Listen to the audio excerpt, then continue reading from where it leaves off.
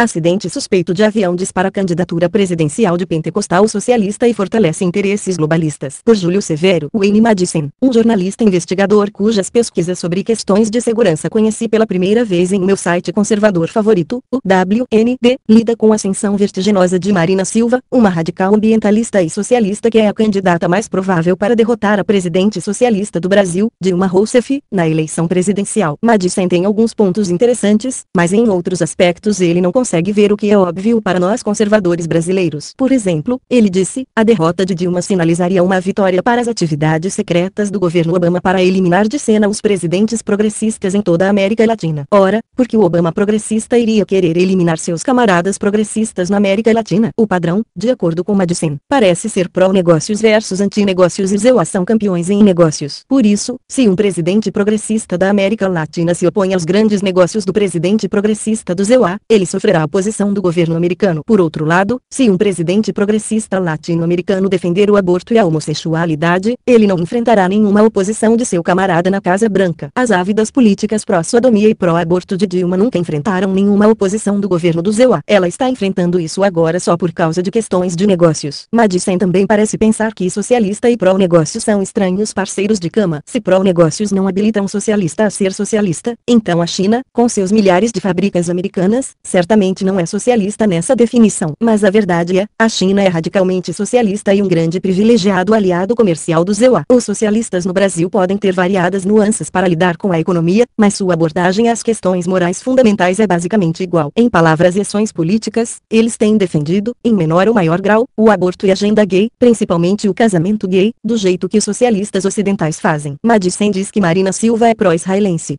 Qual é a base dele para tal declaração? Ele parece não gostar de Israel. Al Jazeera, um site noticioso muçulmano que não é conhecido por simpatizar com Israel, noticiou de forma simpática sobre Marina. Nenhuma menção sobre posturas pró-israelense de Marina. A aparente postura anti-Israel de Madison não faz sentido, pois Jorge Soros, denunciado por ele como por trás da ascensão de indivíduos progressistas como Marina e, consequentemente, da desestabilização da eleição do Brasil, está igualmente investindo na desestabilização do tradicional apoio evangélico a Israel. Com sucesso, ele investiu na desestabilização da Ucrânia. Tal é seu poder. Como geralmente fazem os esquerdistas, Soros coloca sua ideologia socialista anti-Israel acima de sua herança judaica. De forma semelhante, Marina coloca sua ideologia socialista acima de sua fé cristã. Conversei com um grande especialista evangélico sobre Israel, e ele nada sabe de uma Marina pró-israelense.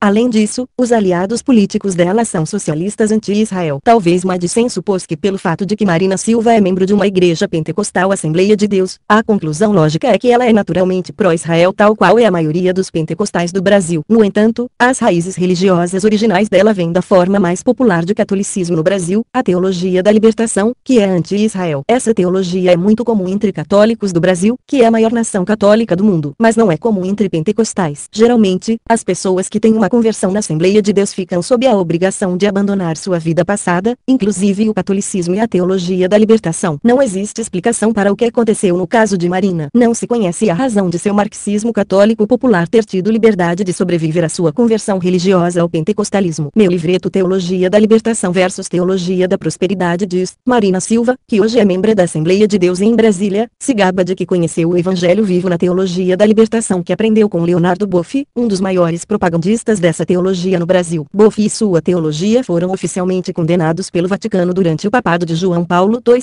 mas essa condenação oficial não impediu Marina de seguir o homem e sua teologia. Página 12. Boff é seu conselheiro. Marina Silva se queixou da onda de conservadorismo que quase derrotou Dilma Rousseff na eleição presidencial de 2010. A onda conservadora foi a expressão de fortes sentimentos cristãos contra o aborto e o homossexualismo. Em vez de se colocar frontalmente contra o histórico e posições patentemente abortistas e homossexualistas de Dilma e do PT, Marina, em sua carta aberta aos candidatos à presidência da República Dilma e Serra, criticou abertamente o que ela enxergou como esse conservadorismo renitente que coloniza a política e sacrifica qualquer utopia em nome do pragmatismo sem limites. Página 16. O histórico político dela é o mesmo de Dilma, o Partido dos Trabalhadores. A análise de Madison tem só uma conclusão, os EUA só apoiarão progressistas pró-negócios, isto é, pró-EUA. Minha opinião é que o Brasil deveria se livrar de ambos progressistas, pró e anti-EUA, e os EUA deveriam também se livrar de seu progressista na Casa Casa Branca. Sobre a CIA assassinando indivíduos que atrapalham os interesses do governo do ZEUA, recomendo o livro Target, Patton, The Plot to Assassinate General George S. Patton, Alvo, Patton, o complô para assassinar o general George S. Patton, que mostra como a organização predecessora da CIA pode ter sido responsável pelo assassinato de Patton, que queria derrubar a União Soviética. Aliás, este livro mostra a CIA e sua predecessora matando muitos outros inimigos, inocentes ou não, dos interesses do ZEUA. Não me entenda mal, não me oponho se o governo do ZEUA e a CIA matam bandidos. A informação de que quando os militares do Brasil derrubaram os comunistas na década de 1960, o governo americano os ajudou.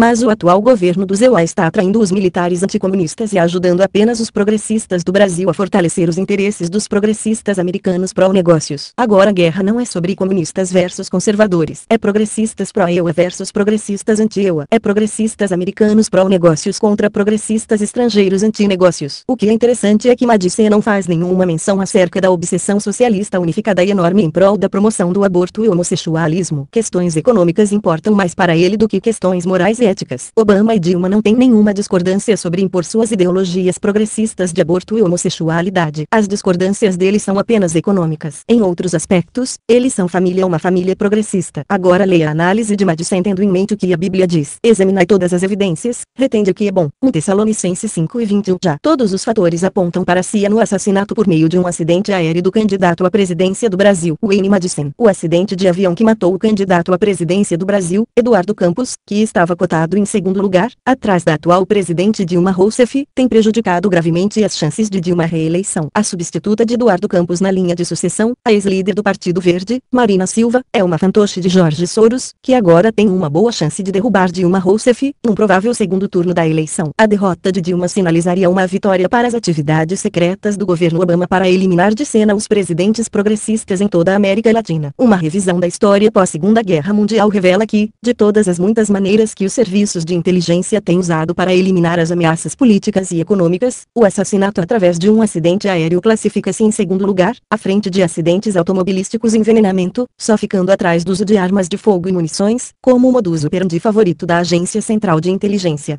CIA, para efetuar um assassinato político. Os assassinatos por meio de acidentes aéreos do secretário-geral das Nações Unidas, Dag Hammarskjöld, do presidente de Ruanda, Juvenal Habyarimana, do presidente do Burundi, Cyprien Taryamira, do primeiro-ministro português, Francisco Sá Carneiro, do presidente do Paquistão, Muhammad Zia-ul-Haq, do futuro primeiro-ministro indiano, Sanjay Gandhi, do presidente da União dos Trabalhadores Automotivos Unidos do ZEUA, Walter Reuter, do ex-senador pelo Texas, Bonnie Tower, e do senador de Minnesota, Paul Stone, todos eles traziam as marcas do envolvimento de uma ou mais agências de inteligência do ZEUA no intuito de pôr um fim à carreira política que ameaçava os fundamentos da América Imperial. A América Latina, em particular, tem sido marcada por acidentes aéreos que mataram dois líderes que estavam determinados a se afastar da influência da política americana, o presidente Jaime Rodós Aguilera, do Equador e do presidente Omar Torrijos do Panamá. Ambos os líderes morreram em 1980.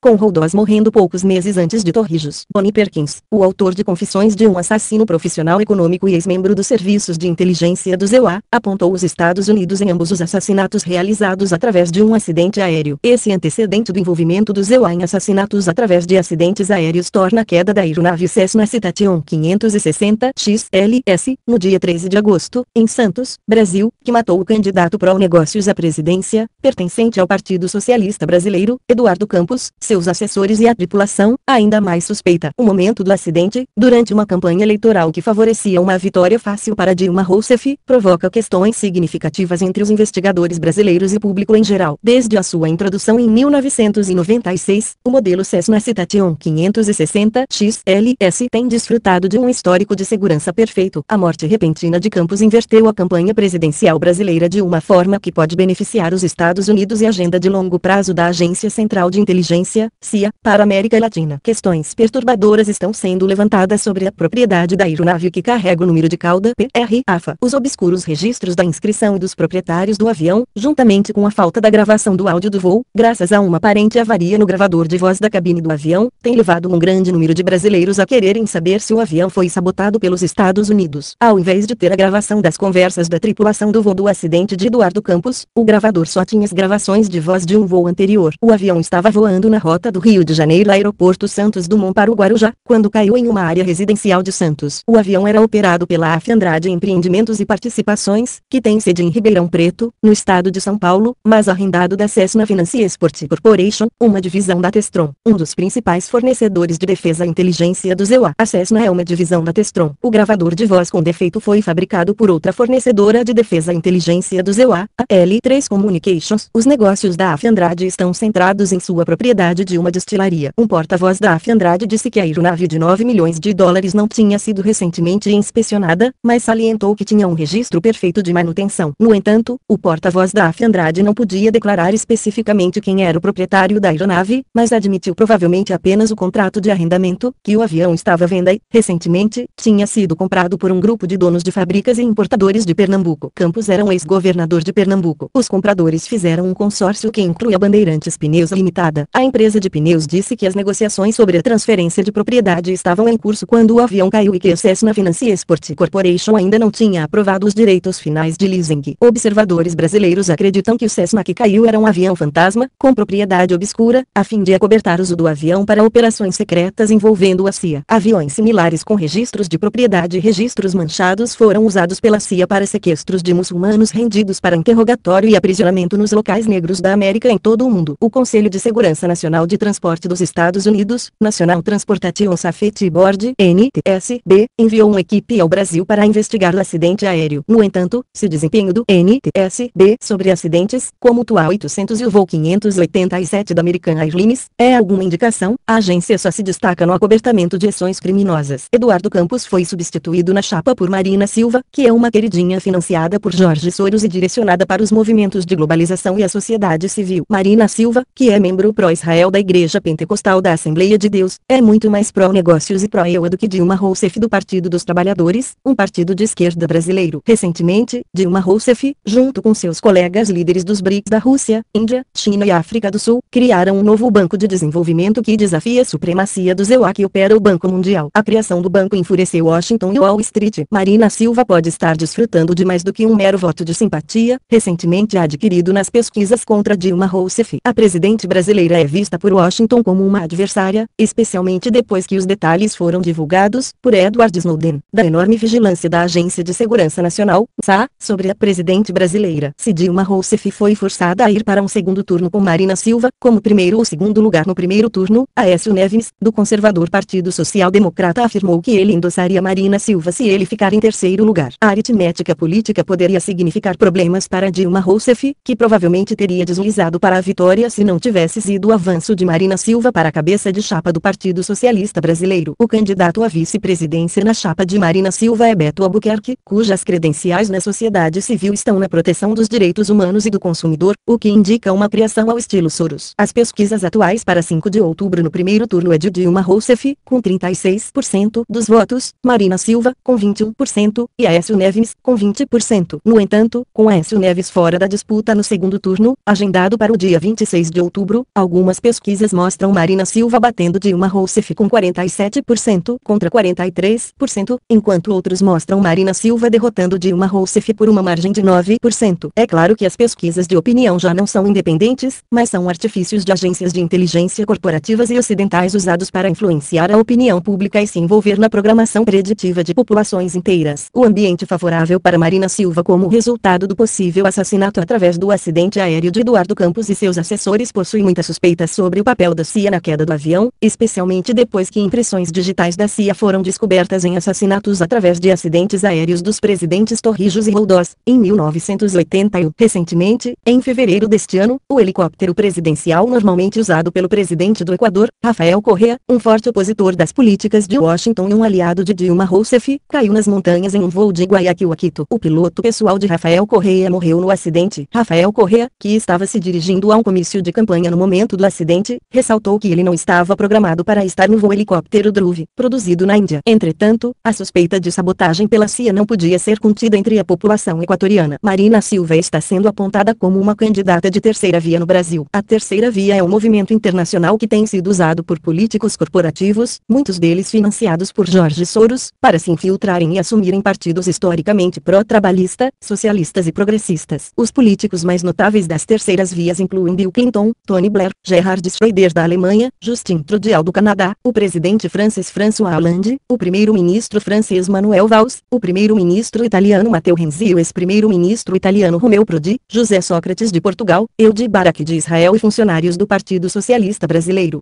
Do Partido Verde e dos Partidos Sociais Democratas, incluindo Marina Silva, Aécio Neves, o falecido Eduardo Campos e o ex-presidente Fernando Henrique Cardoso. No entanto, quando se torna vantajoso assassinar um membro da terceira via a fim de promover outro, não há nenhum problema em eliminar alguém como Eduardo Campos, a fim de abrir caminho para um político mais popular e controlado, como Marina Silva, especialmente quando os interesses de Israel e Wall Street estão em jogo. O Cessna levando o primeiro-ministro português Sá Carneiro, que caiu enquanto o primeiro-ministro estava voando para um comício de reeleição em Porto, destruiu as perspectivas futuras da esquerdista Aliança Democrática, porque os dois sucessores leais a Sá Carneiro que substituíram não tinham seu carisma. Eventualmente, Mario Soares, da terceira via e pró-OTAN, socialista apenas no nome, tornou-se primeiro-ministro e conduziu Portugal no caminho da terceira via subserviente a uma Europa unida e à globalização. O embaixador de Portugal, na época da morte de Sá Carneiro, era o agente da CIA Frank Carlucci, cujas impressões digitais estavam no assassinato do ex-primeiro-ministro Patrice Lumumba, no Congo, em 1961.